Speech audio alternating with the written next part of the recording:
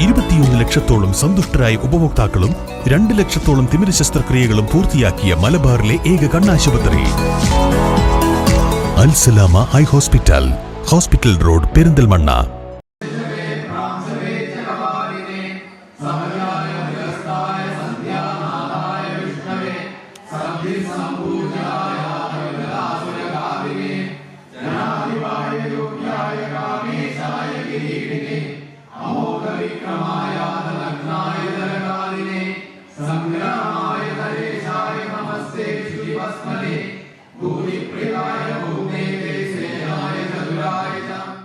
കൊപ്പം പൂലാശ്ശേരി പുന്നറ ശിവക്ഷേത്രത്തിൽ ശിവരാത്രി മഹോത്സവങ്ങളുടെ ഭാഗമായി വേദസാര ലക്ഷാർച്ചന നടന്നു. ക്ഷേത്രം തന്ത്രിയുടെ മുഖ്യ കാർമ്മികത്വത്തിലായിരുന്നു ചടങ്ങുകൾ നടന്നത്.